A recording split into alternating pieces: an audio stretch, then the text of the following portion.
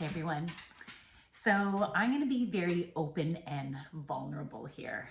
And Chewy seems to know that I need extra support because he's like right here. Um, so those of you who know me know I do a lot of different things. My titles are lengthy, right? Like I'm a personal trainer, I'm a yoga instructor, I'm a psychic medium, I'm a TV show host and producer. I'm an inspirational comedian. I do keynote presentations and mindfulness workshops, team building workshops using improv. I do lots of different stuff. I want to talk about the inspirational comedian side of things. So I have a character. Those of you who know me, you know I have a character named Madame Euphrosyne. And I was really drawn to share this because I had a dream last night that someone was offended by one of my videos, which can happen, right? People can get offended just by you being you. We all have our own lens of perception when we're going through life. What's right, what's wrong, what's terrible, what I should be offended by, right? Based on how you grew up, based on what's come through your DNA, you know, your ancestral lineage, based on your personality, things that you've experienced. So if we are feel like we're sitting on eggshells, worried about, I might offend them, I might not offend them, I might, it can create so much anxiety within ourselves, which is totally related to creating your own reality, right? When you're worried about, when you have that fear of failure, fear of judgment, fear of the unknown, it can create so much stress and anxiety within your body. I've been putting a script. I had a one-woman show, and I actually have another one that I'm going to be launching, but I've been taking the script from this previous one-woman show and putting it into a book and rereading these old stories from when I was immersed in parenting when my kids were younger. And it's really brought me to a place of, it was a beautiful review, right? Of everything that I've gone through and things that I've learned. I used to have so much anxiety about messing up and people judging me. Now, I developed this character, Madame Euphrosyne, during COVID. And she helped me to come out of the closet in regards to being a psychic medium. You know, I had a lot of fears about that because I knew I had people in my life that thought that people who said they were psychic were like wackos. I had people in my life that felt that way. And so I had so much fear of admitting that I channel messages from angels and guides. And so I developed this character that didn't care about people judging her. She was just authentically herself, just 100% authentically herself. And we'll talk about anything, including sex. And Madame Euphrosyne also helped me to heal from a sexual trauma that I had when I was 14.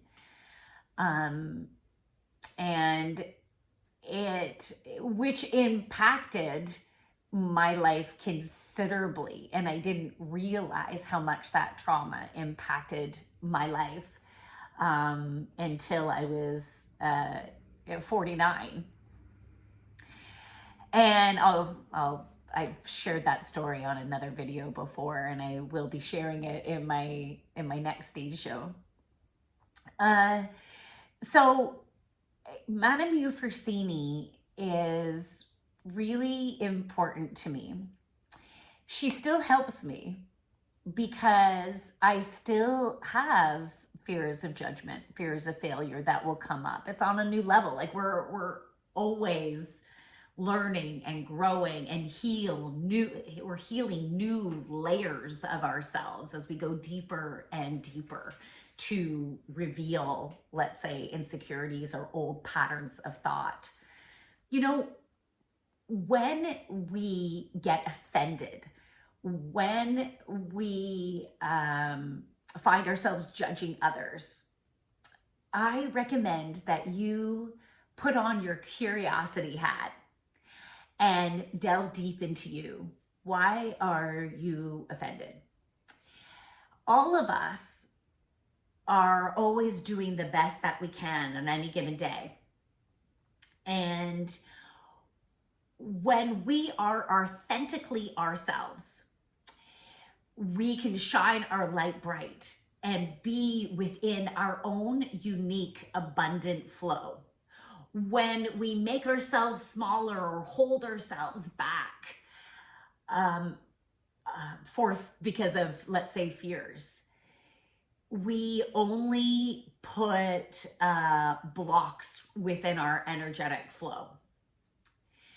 So part of my lesson is to be my authentic self.